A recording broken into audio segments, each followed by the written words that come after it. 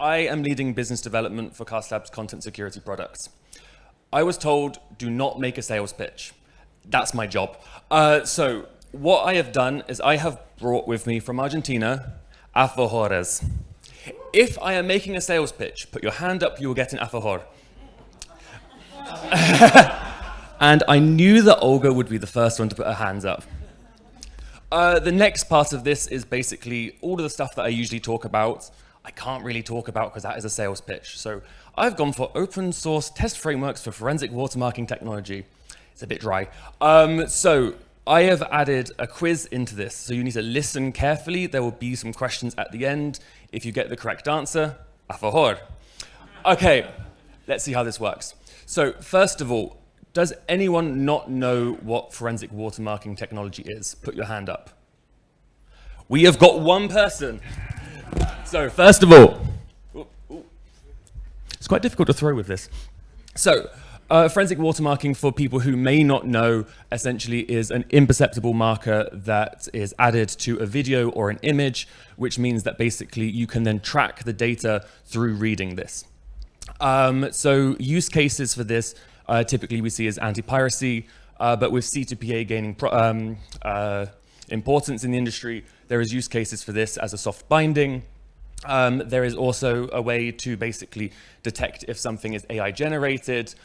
And also there is potential use cases for tracking ads as well, and the provenance around this. But the thing is that these technologies need to be tested and verified by typically third parties. So the challenges behind this. So this is not new. So 29 years ago, the first ever benchmark was actually laid down. And that's interesting because that was the year I was born. So this is not new stuff. And basically, a lot of the benchmarks now have coalesced around A/B watermarking. But the thing is that technologies change.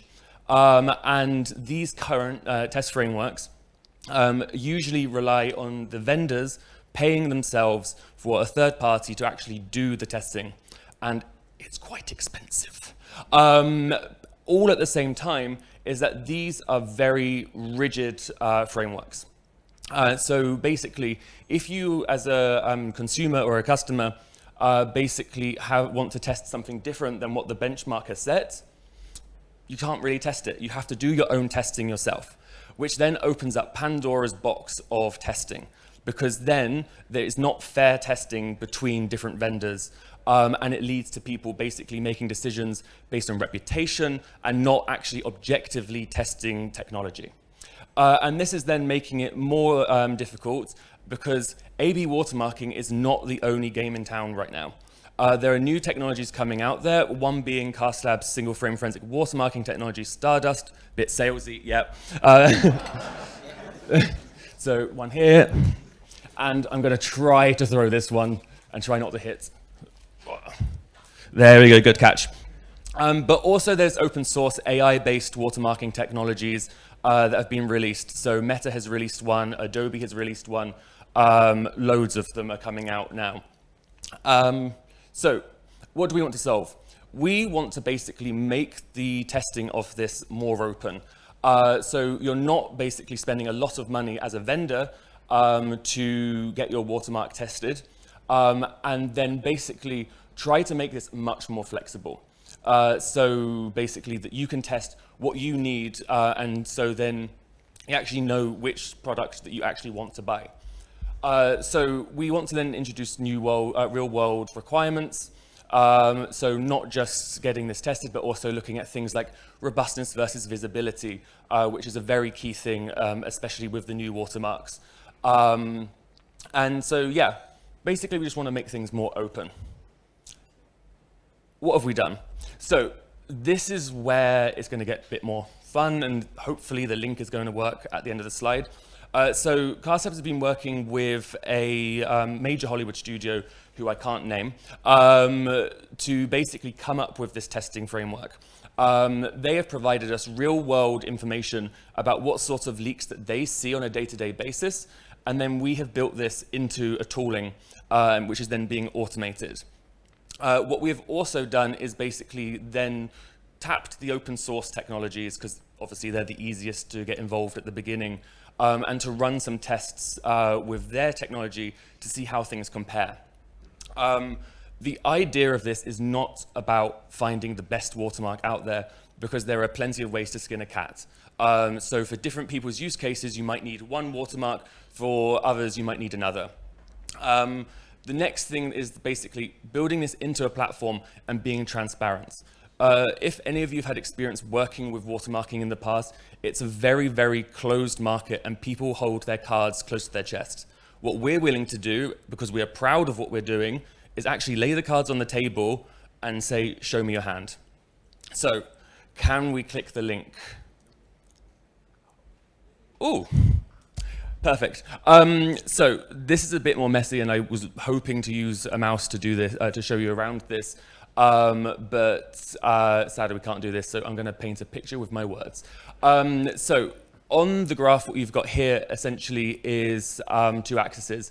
On the bottom there, on the x-axis, is basically how accurate the watermark is.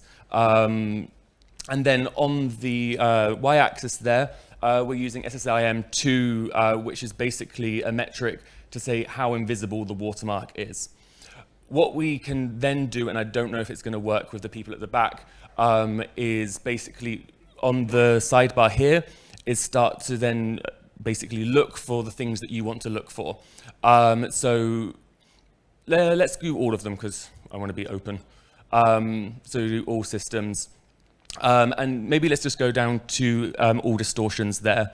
So the third one down. Close that, please. So the distortions here. So as you can see here, we have got a lot of distortions that we've collected from the studio. So this ranges from simple crops to really drastic changes to the original content. So let's just take, I don't know, emboss. Let's see this. Or just click on anyone actually at this point. Just take anything. So that's not good, because that one we haven't actually done testing with other watermarking technologies. So that's technically a sales pitch. So maybe could you go to a distortion that says something like crop, because I think we've done a lot of the crop stuff on there. Should be. In the all systems, are all of them clicked? There is a bug, and that's how demos usually go. So let's just try to talk around this. So basically, is that when you go on here, you can see the distortion that you will need to test, because you've seen this in real life, that you want to make sure that your watermarking solution fixes. You can then see basically how invisible is this watermark, and then also how strong is it. And based on this, you can actually make an informed decision about which watermarking technology you want to work with. Let's close this and go to the next slide, because I'm also wary of time.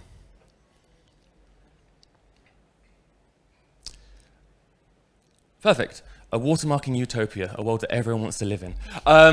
So this is basically not a one-stop shop. This is going to be an evolving process. And for every single different customer, they are going to have their own different use cases. We want to try to collect as much of these as possible and then build them into the framework. So the difference between piracy and C2PA, they're going to be completely different use cases that are going to be tested. The other thing is basically building out the parameters. So at the moment, it's very simple, and we're literally just mainly looking at robustness versus visibility. But things like changing the payload size, the amount of compute needed to actually encode a watermark into a video. These are things that people are going to want to start looking at, especially when you're looking at watermarking for like live streams, where the compute may affect the latency and just the processing costs in general. This is where utopia starts to come in. Try to make other competitors actually join this movement. So as I said, we are laying our cards on the table, and hopefully others are going to be open and progressive enough to also work with us, help to develop this framework. So it's not just us, because there's no credibility when one company's doing this. We need to make a team effort for this. And so actually have this tool open to everyone. And then basically go out across the industry to gain awareness for this and make this an acceptable tool. Next slide for the quiz, because I see JP getting ready to speed me up. Oh, actually, I'm doing this. Shit. I've only got one swear word in this already. So, first question, how old am I? Oh, fucking hell. Okay, I don't have enough, and so I don't throw. There we go.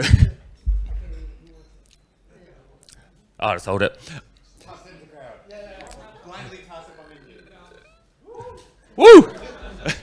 One of the locals has already got it.